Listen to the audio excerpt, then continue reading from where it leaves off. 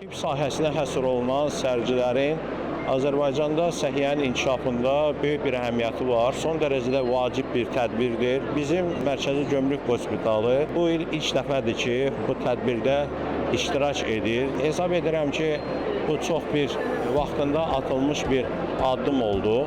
Onun üçün ki, səhiyyə sistemində yaradılandan bu yana 17 ildə artıq, 17 il dekabr ayında tamam olacaqdır ki, Mərkəzi Gömrük Hospitalı var. Bu müddətdə Azərbaycanda aparıcı tibb təşkilatlarından birinə çevrilmişdir. Çox profilli bir tibb təşkilatıdır. Demək olar ki, səhiyyənin, tibbin bütün sahələri hospitalda öz əksini tapıb.